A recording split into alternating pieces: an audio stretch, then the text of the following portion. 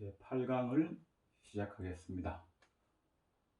오늘 강의의 주제는 스님은 왜 누더기를 입고 글식을 하나요? 라고 하는 주제가 되겠습니다. 글식이라고 하는 것은 남방불교의 특징이죠. 북방불교 문화권에서는 글식보다는 노동을 합니다. 따라서 글식과 노동 사이에는 서로 다른 문화적 배경이 있죠. 그걸 좀 설명해 가면서 수업을 하겠습니다. 지난 시간에 우리는 왜 불상에 절을 하는가 할 때 그 불상 자체가 부처님이거나 도거나 진리거나 윤리거나 도덕이라는 이야기가 아니라 우리가 내가 부처라는 사실을 종종 잊어버리기 때문에 불상이란 하나의 상징을 통해서 내가 부처라는 사실을 상기시킨다 혹은 한기시킨다 그렇게 이야기했습니다. 사실 불상에 절하는 것 말고도 내가 부처님이라는 사실을 한기시키는 방법은 많이 있습니다. 참선하는 것도 하나의 방법이 되겠죠. 남야비타불 간시엠보살을 생각하면서 염불하는 것도 하나의 방법이 되겠습니다. 옴마니 반명 같은 진언을 외는 것도 하나의 방법이 되겠습니다. 상기시키는 수인이라고 하는 거, 비로자나 부처님의 직언인이나 아미타불의 미타정인, 석가열의 합장인 같은 것도 우리가 그것을 함으로써 깨달음을 상기시킬 수 있습니다.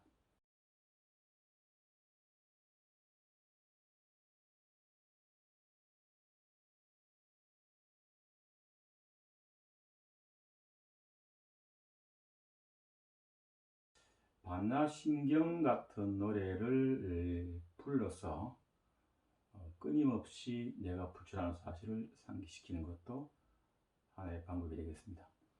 따라서 우리 안에 있는 불성을 끄집어내는 방법은 예불도 있고 그 다음에 염불도 있고 진언을 외는 것도 있고 손가락 동작으로 깨달음을 상기시키는 것도 있고 반야심경 같은 경전을 외거나 읽는 것도 하나의 방법이 되겠습니다. 그렇게 해서 우리는 서서히 내가 부처님이라는 사실을 깨닫게 되는데, 여기서 명심할 것은 대표적으로 우리가 부처님 앞에 예불을 할 때 예불이 가지고 있는 어떤 특징 중에 하나가 절을 하면 할수록 부처님은 점점 올라가고 나는 점점 내려가서 시간이 꽤 지나면 부처님과 나의 관계가 수직적 관계, 주인과 노예의 관계처럼 변합니다. 이건 부처님께서 결코 원하지 않았던 것이죠. 부처님과 나의 관계가 수평이기를 바랬습니다. 따라서 내가 바로 부처님이라는 사실을 끊임없이 상기시키는 것, 그것은 부처님 밑에 노예가 되어서 들어가는 것하고는 다른 것이다 라고 하는 것을 다시 한번 기억하시기 바랍니다. 그런데 오늘 이제 어려운 말이 좀 많이 나왔죠. 엄마니 반면이라든지 이런 어려운 말들은 부연 설명이 좀 필요할 것 같네요.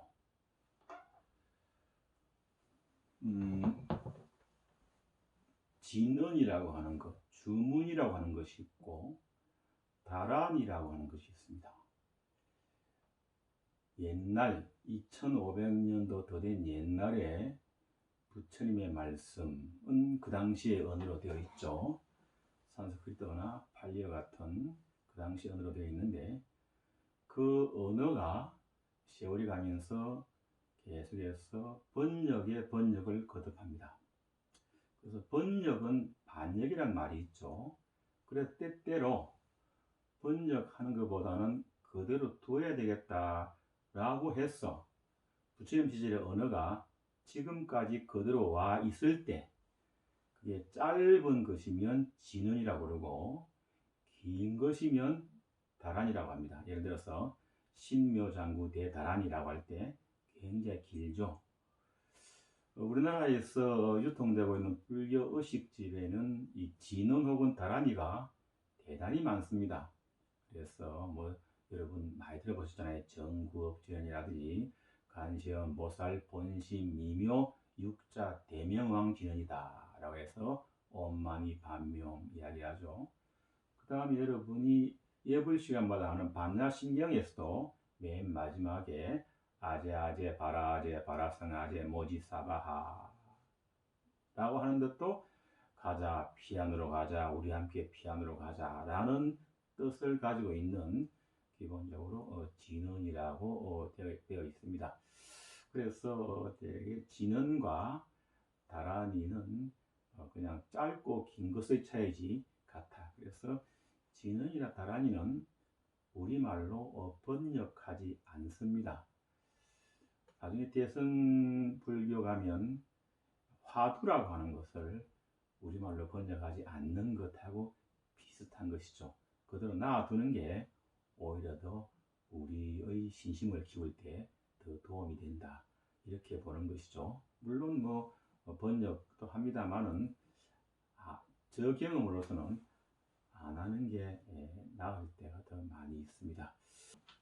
주문 혹은 다란이 가운데 그 성철 스님의 능음주가 아주 유명하죠.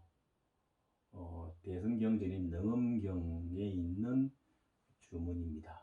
불교의 대표적인 다란이 가운데 하나죠.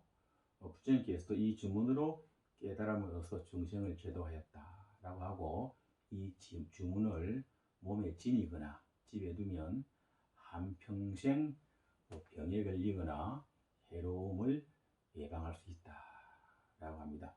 일종의 부적처럼 사용하는 것이죠. 이 능음주 혹은 능음경에는 대단히 재미있는 이야기들이 많이 있죠. 부처님의 사촌 동생인 아난이 마른 가족의 여자에게 홀려서 그야말로 이게 회절하게 될 그런 어떤 그 아주 희한한 경우를 당하기도 하고 그것으로부터 되게 능음주 때문에 풀려 나오거나 도망쳐 나오는 그런 건 있는데 성철 스님의 능음주는 우리가 한 번쯤은 수업 시간에 해봐야 될 것 같아서 그때 되게 한번 지금 한 이야기를 다시 한번 해보겠습니다. 주문 가운데 대표적인 주문은 이제 육자죠. 육자진언이죠. 엄마니 반명이라는 것이죠. 엄마니 반명. 간세음 보살의 자비를 뜻하는 주문이죠. 이 주문을 직업정성으로 읊으면 간세음 보살의 자비에 의해서 번뇌와 제약이 소멸되고 온갖 지혜와 공덕을 갖추게 된다라고 이야기합니다. 저번 시간에 우리가 건강경을 조금 이야기를 했는데 조금만 더 이야기를 하고 넘어가겠네요. 불교에는 굉장히 많은 천신이 있습니다. 천신. 근데 그 천신은 이웃 종교에서 말하는 어떤 야외 하느님 같은 그런 신이 아니라 우리의 삶에서 교훈이나 깨달음을 상기시키는 일종의 방편 혹은 윤리나 도덕의 지침의 역할을 합니다. 상징이 될 수 있죠. 그래서 이제 신이라고 일반적으로 말하는 야외 하느님 같은 신이라고 말하기 좀 곤란하죠. 그래서 금강경에는 그런 말하죠. 되게 보살이 이 중생을 제도하되 내가 저들을 제도하였다는 관념이 없어야 하고 아상, 인상, 중생상, 수자상의 사상을 가진 이는 보살이 아니다. 그래서 이제 사상할 때 이 상자가 모양상자입니다. 따라서 이미지. 자기가 머릿속에 가지고 있는 것, 아상은 이렇다, 인상은 이렇다라는 자기 나름의 생각, 고집, 이런 것들을 말하는 거죠. 그래서 이제 부처님께서 우리가 흔히 말하는 30 이상을 갖춘 부처가 있다라고 하잖아요. 그죠? 그런데 그 30 이상을 갖춘 부처의 상은 모두가 험한 것이니, 만약 모든 상이 아님을 보면 곧 열애를 보리라 라고 금강경에 되어 있습니다. 이 말은 다른 말로 하면, 요즘식으로 말하면, 부처를 부처라고 하면 부처가 아니다. 부처는 부처라고 하지 않을 때 비로소 부처다라고 하는 약간 암호 비슷한 의미가 되는 거죠. 따라서 그래서 상이라고 하는 거, 네 가지로 대표되는 아상, 인상, 중생상, 수자상이지만, 사실은 이 상은 우리가 가지고 있는 거짓된 이미지, 허황된 이미지, 우리의 모든 언어, 문자로 된 것들을 몽땅 상이라고 그러고, 그걸 대개 나누어서 사상이라고 그러는 거죠. 따라서 금강경이라는 어떤 경전은 공이라고 하는 것과 상이라고 하는 것은 서로 다르죠. 서로 반대되어집니다. 따라서 공의 이름으로 상을 타파하는 것인데, 금강경에는 재밌게도 공이라는 용어는 나오지 않죠. 나오지 않지만 끊임없이 그 하는 이야기는 공에 대한 이야기입니다. 공이라고 하는 건 이제 마지막으로 우리가 한번 보면은 뭡니까?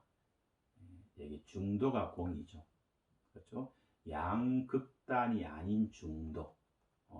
자, 따라서 양극단이 차례라면 공 혹은 중도는 차이가 되어 있고, 양극단이 고집이라면 공 혹은 중도는 관용이 되어 있고, 양극단이 절대라면 공 혹은 중도는 상대가 되겠죠.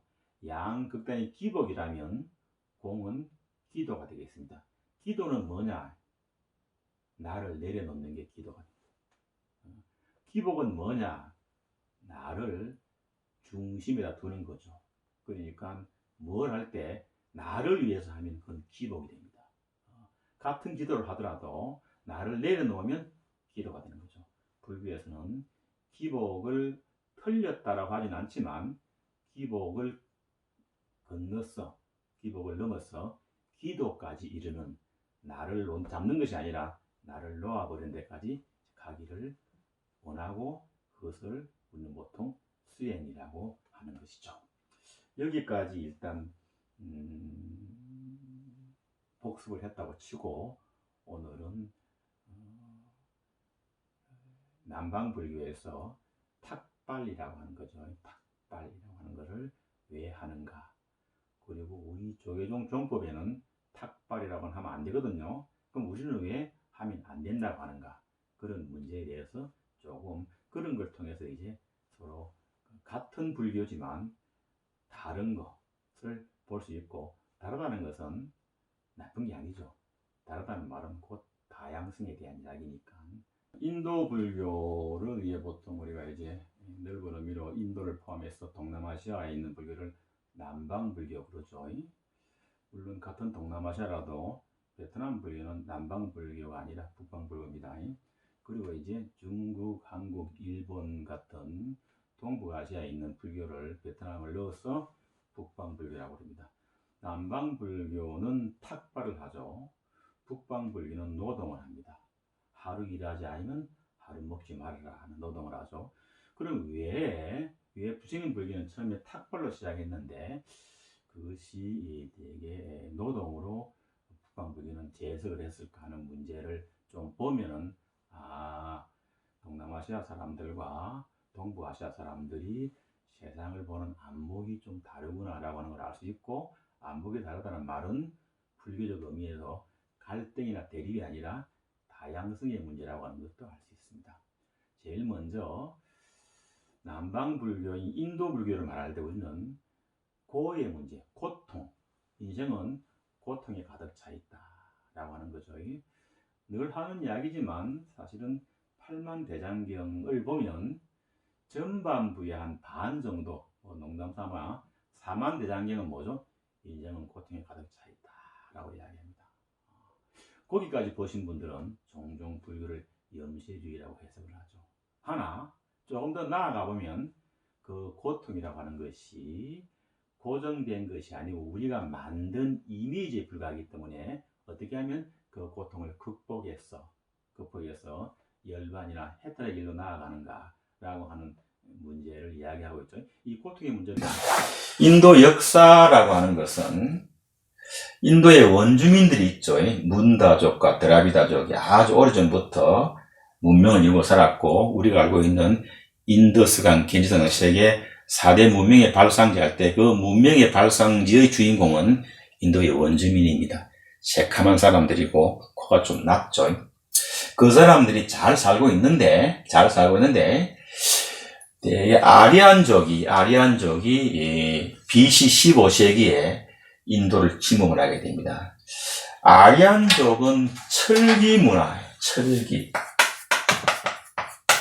여기 그 원주민들은 청동기 문화입니다. 철기와 청동기가 무기가 칼이나 창이 될 때는 청동기는 철기를 못 이기죠. 요즘 말하면 칼빈과 M16 정도가 되겠네요. 그래서 이 전쟁은 약 500년간에 걸쳐서 벌어집니다만은 BC 10세기쯤 되면 아리안족이 인도 전역을 지배하게 됩니다. 이 아리안족은 하얀색이죠. 백인입니다. 백인. 그래서 오늘날 인도 사람들이 흑과 백이 많이 섞였죠. 회색빛 나는 사람들이 많은데 그건 이제 지금까지 아주 오랜 기간 동안에 거의 3000년 동안 뭡니까? 서로 섞여서 그런 것이죠. 그래서 이쪽이 이제 인도를 지배하면서 자기네들이 가지고 있는 기본적인 아이디어를 가지고 인도를 지배합니다. 일단 먼저 인도의 모든 사람들을 4가지 대개 계급으로 나눕니다. 브라만, 크샤트리아, 바이샤, 수드라라는 계급인데, 그리고 이 아리아는 자기네들이 브라만 계급이 됩니다. 이 브라만은 말이죠. 이 사람들의 종교인 브라만 교에 의하면 우주를 만든 창시자가 바로 브라만이죠. 그러니까 이제 기독교로 말하면 야훼 정도의 의미가 있습니다. 야훼 정도 의미가 있는데, 어쨌든 그래서 이 브라만이 이 세상을 창조를 한 거죠.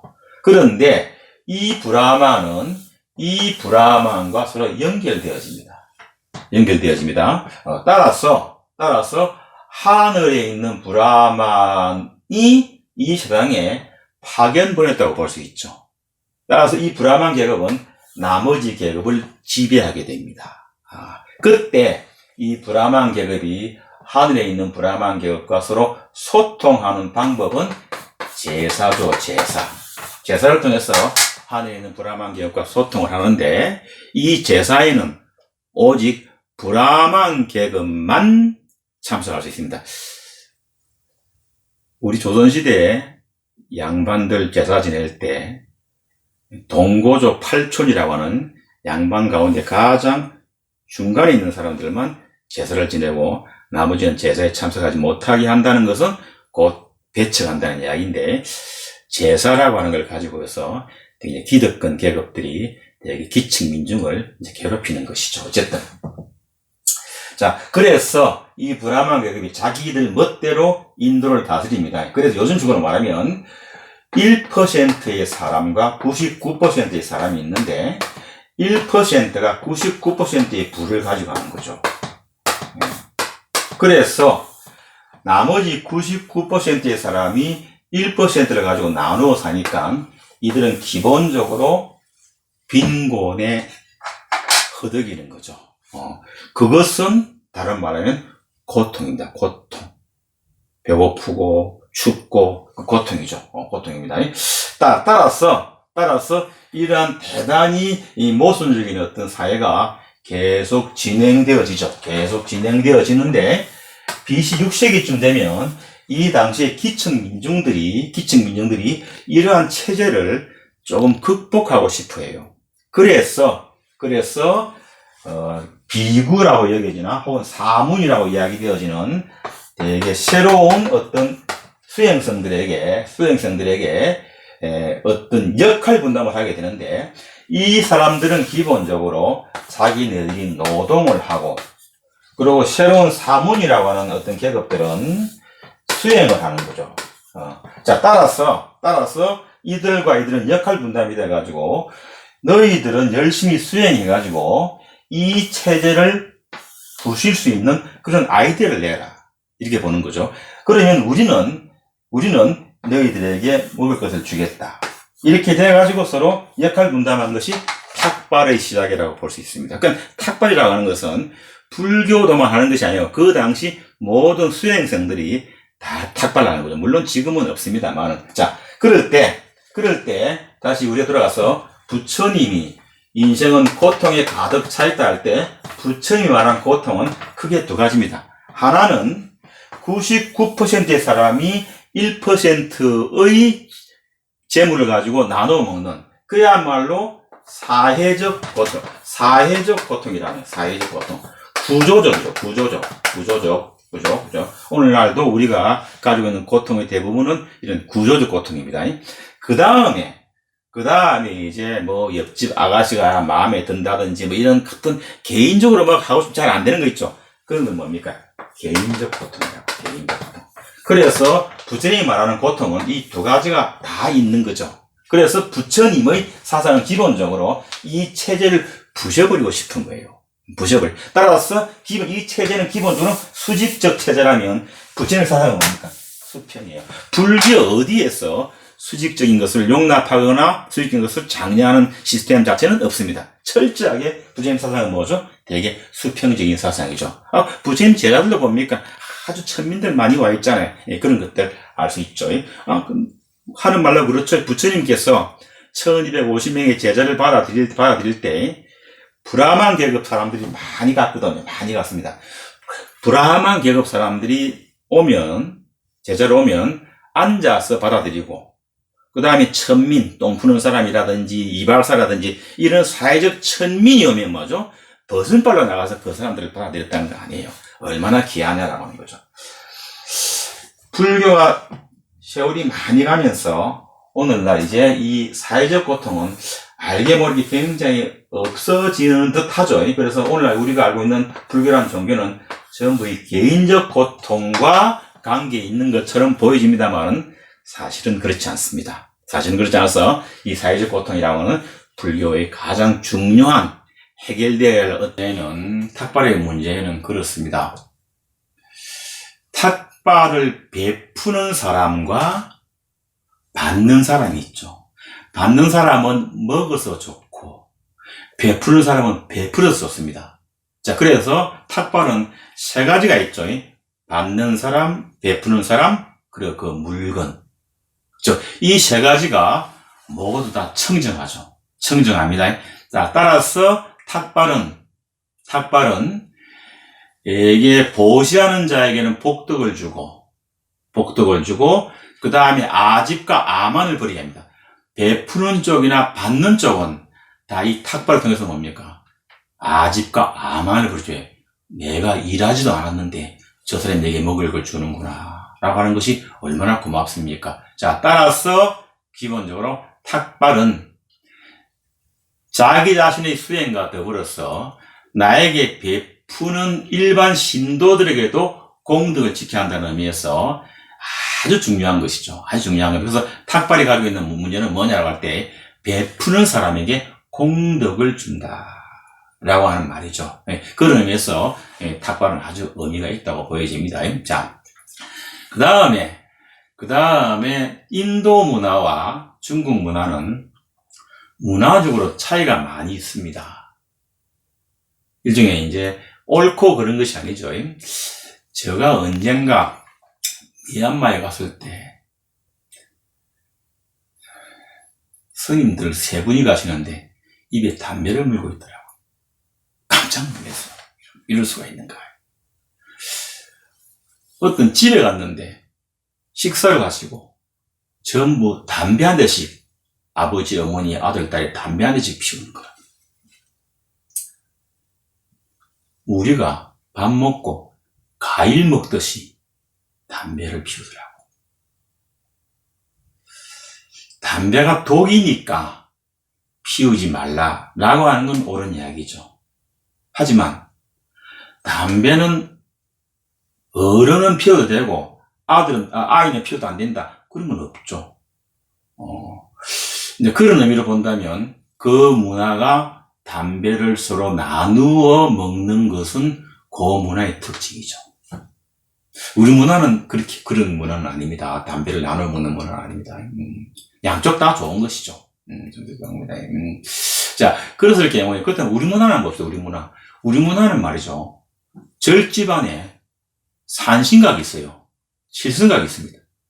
우리 문화는 워낙 산이 많으니까 산이 아니면 집을 지을 데가 별로 없다고 친다면 묘를 쓰더라도 그 산의 주인인 산신의 땅을 빌리는 것이고 절집을 지어도 그 산의 주인인 산신의 땅을 빌리는 거죠. 그러니까 절집을 지을 때 그 산신에게 고맙다고 합니까? 집을 하나 지어주고 묘를 쓸 때 반드시 그 묘를 쓸 때 산신에게 정성을 바칩니다. 정성을 바치죠.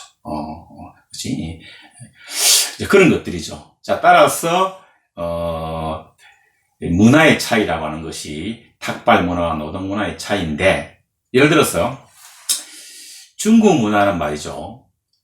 세상을 중시하죠. 중국 문화는 진리가 우리를 이롭게 하는 것이 아니라 우리를 이롭게 하는 것이 진리라고 보는 겁니다. 진리는 그 결과가 눈에 보여야 됩니다. 일종의 실용주의라는 거죠. 우리를 이롭게 하는 게 진리라는 거죠. 그러면 그런 식의 사회에서는 진리는 바뀌어요, 안 바뀌어요? 바뀝니다. 그래서 등사오평이라는 분이 하신 유명한 말이 있죠. 흰 고양이든 검은 고양이든 지만 잘 잡으면 된다. 이 말은 무슨 말입니까? 자본주의든 공산주의든 인민만 잘 살게 하면 된다.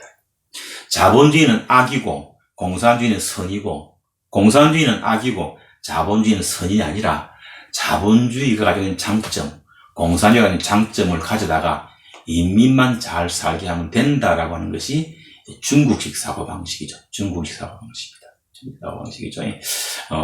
그러니까 중국 사람들은 불교를 볼 때 마음에 안 드는 거죠. 왜 마음에 안 듭니까? 장가도 안 가죠. 그렇죠? 세금도 안 내죠. 군대도 안 가죠. 그건 뭐라고 할까?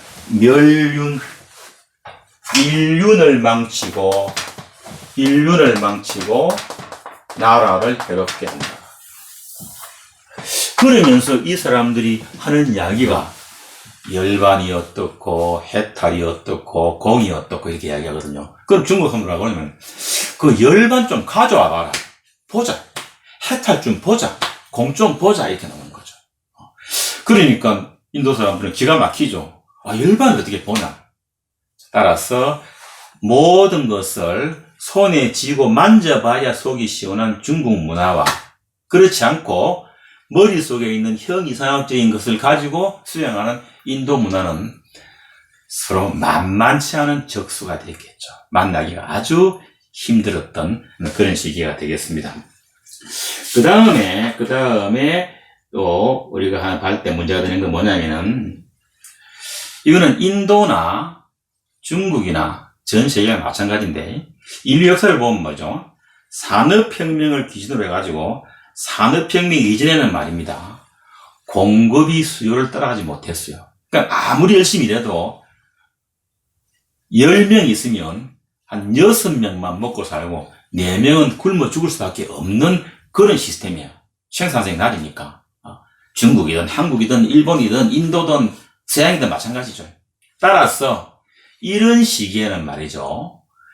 4명을 굶겨 죽이는 것이 아니라 6명이 배불리 먹기보다는 차라리 10명에 나눠 먹는 거죠.